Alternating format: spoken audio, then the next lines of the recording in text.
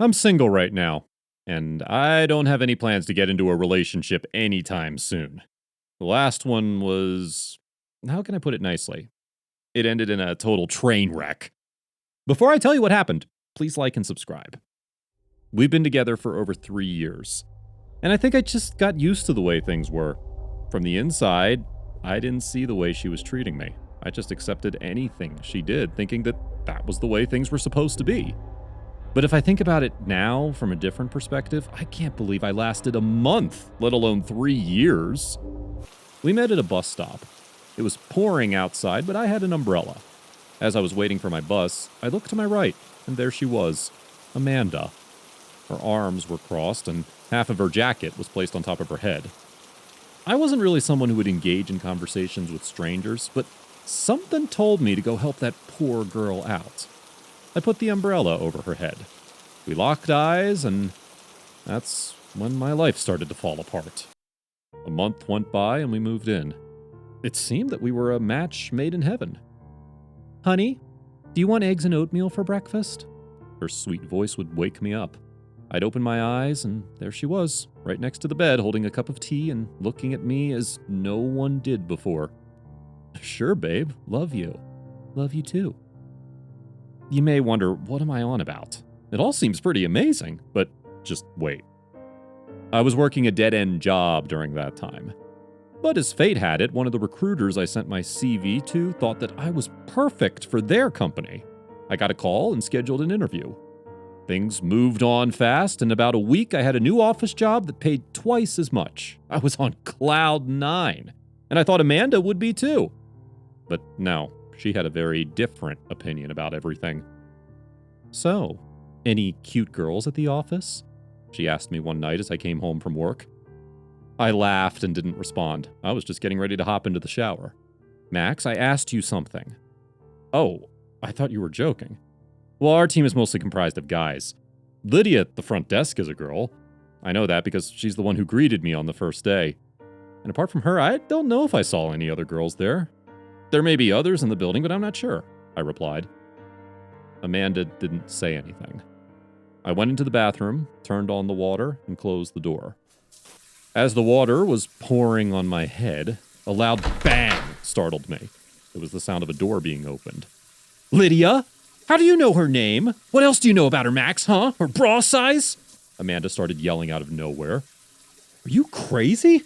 What are you talking about? She works there. How could I not know her name?" I replied, trying to calm her down. I never saw that reaction before. It was like she was a totally different person. That night, I slept on the couch. God knows why. But that was just the beginning. She started to become increasingly jealous, and our relationship started to suffer. We didn't talk much. I tried to make her feel loved and beautiful, but she kept pushing me out. She was certain I was having an affair at work. The last job didn't involve other people. I was alone in a booth, so that was okay with her. But this idea of me being around others in an office seemed to make her go crazy. One evening, as I came home, I noticed that all the lights were off. It was only 7 p.m., and Amanda wouldn't have been sleeping yet, but who knows, she might have been tired. I slowly went into the living room, dropped my bag, and then turned around to go to the bedroom so I can check up on her. "Where have you been?"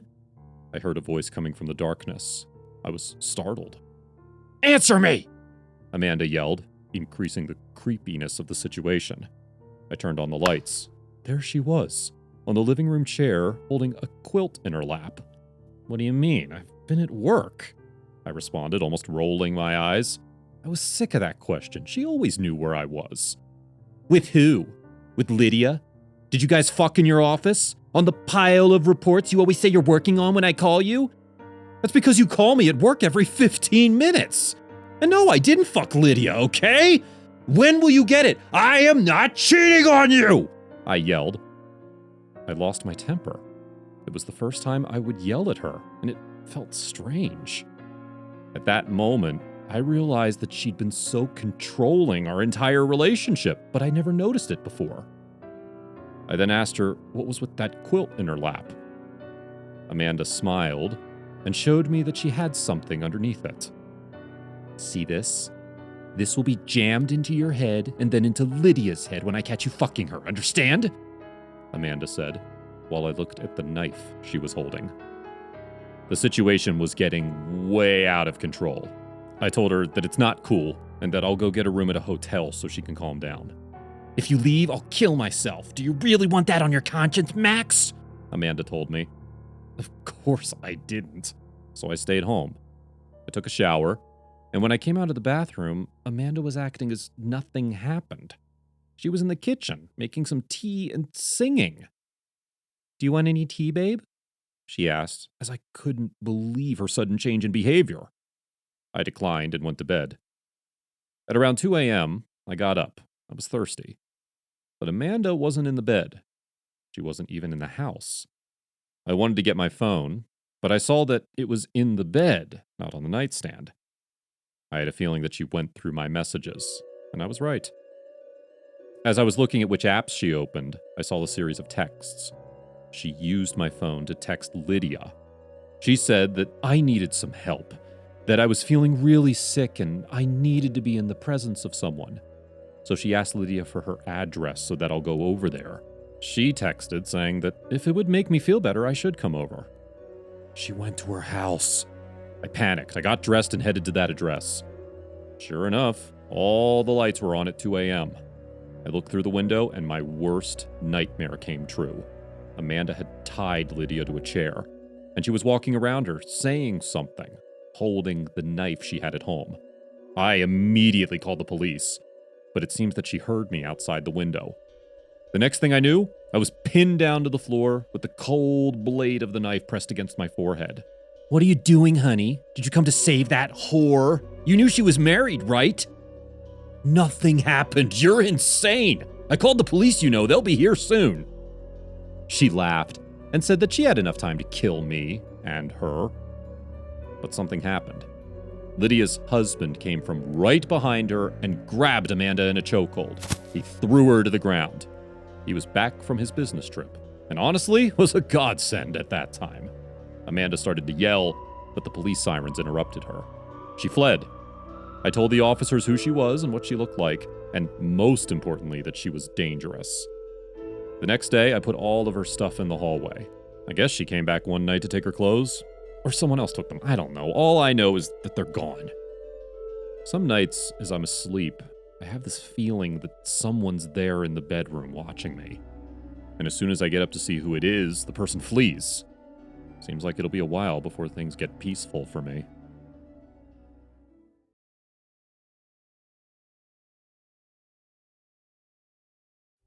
Collins gave me a smile as I twirled in front of him. I was glad he was in a good mood today. You look beautiful, he said, pulling me in by the waist. He kissed me softly.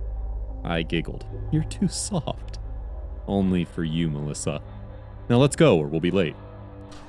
I followed him outside and we got into the car. We had a function to attend. Collins said his workplace was organizing an event and they were told they could bring their significant others.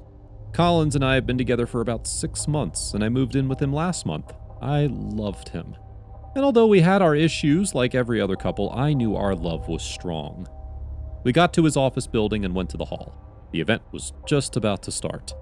Collins introduced me to his colleagues, and I tried to keep their names in my head. Collins went up to get his award, and I had never been prouder. My eyes misted. He deserves it. Collins is the most hard-working man I know. I turned to see one of his colleagues smiling softly at me. I racked my brain to remember his name, but came up short. He is, thank you. I faced forward to see Collins looking straight at me. His eyes were narrowed. He returned to his seat with a terse smile. I broke out in a sweat, wondering if I did anything wrong. Congratulations, man! Collins barely glanced at the man beside me as he mumbled a thank you. He grabbed my elbow and told me we had to leave. I grabbed my purse and did my best to look like nothing was wrong as we left the hall. The ride home was filled with tension, and I dug my nails into my palms, dreading the worst. Tonight had been going so well. Collins refused to look at me, and he went in immediately after he parked the car. I scrambled after him and followed him to our room. I'm sorry, I said, wringing my hands. Collins turned to me and looked me up and down with disgust in his eyes. "What did you do?" he asked. I told him I didn't know, but he was angry and I was only trying to make things better. He asked me why his colleague Buck was looking at me the way he was. I frowned in confusion and tried to explain to him that he misunderstood the situation. I told him that the man only complimented him because of the award he got and there was nothing else. Collins didn't believe me, and the eyes that held so much adoration for me now looked at me with scorn. "Slut, that's what you are. How can I ever trust you?" I bowed my head meekly, refusing to let him see the tears. I only repeated that I was sorry. He came up to me and grabbed a fistful of my hair. He tugged, and I yelped in pain. "Please, Collins!" He yelled at me to shut up and flung me across the room. I hit the floor and landed on my arm painfully. This wasn't the first time Collins would be getting violent with me, but I kept hoping every time would be the last time. He loomed over me and looked at the tears on my face. He sighed regretfully. "You know I love you. You can't keep hurting me like this." He stood me up and hugged me. I sobbed in his arms and stiffened when I felt his hands roving across my body. I protested, but he ignored me. When I told him I wasn't in the mood, his brown eyes filled with anger again, and he dragged me to the bed. I tried to scream, but he covered my mouth with his free hand. He bunched my gown up to my waist and pinned me down with his legs. I was powerless to stop him. He unbuckled his pants, and I closed my eyes, accepting my fate. Perhaps if I didn't struggle, it would be less painful.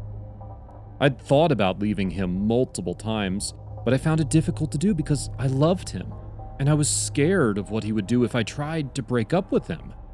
I knew he loved me. That was why he got all possessive. I used to work as an editor in a news company.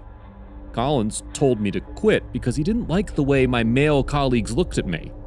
He said he could provide for me, and I knew he was only looking out for me. "My friend is coming to stay with me for a couple of days. He'll be using the guest room. Are you prepared to meet him?" I nodded and went to check the guest room so I could be sure it was clean. Collins left for work after giving me a peck on the forehead. My arm still hurt, but the pain was fading. Later in the afternoon, the doorbell rang. I felt comfortable around him, and I led him to his room.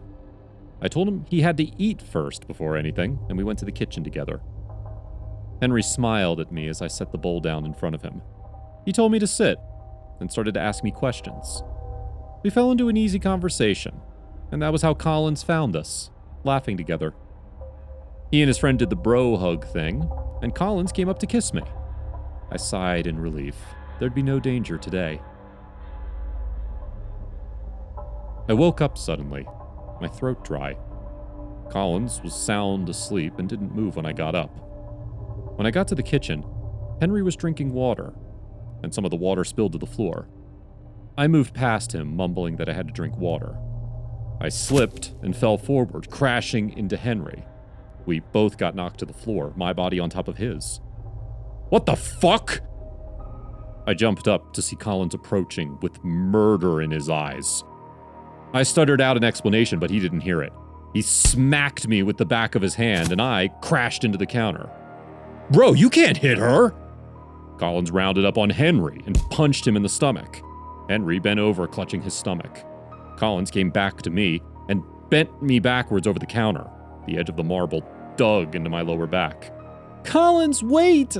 He was unstoppable, and I watched in horror as he crushed my fingers in his grip. I screamed and heard my bones snap. Henry came up behind him and pulled him off. Collins grabbed the knife on the counter next to me and whirled on his brother. Henry jumped back and evaded the slash aimed for his neck. He reached for the knife in his hand and there was a brief struggle. They fell to the floor and Henry was on top. Collins suddenly stopped moving, his wide eyes staring at Henry. Henry cursed and went to dial 911. I saw the life leave his eyes, emotionless. I felt so numb. My hands were near useless, and I said nothing as the paramedics lifted me into their van. All I knew was that I would never subject myself to something like that anymore.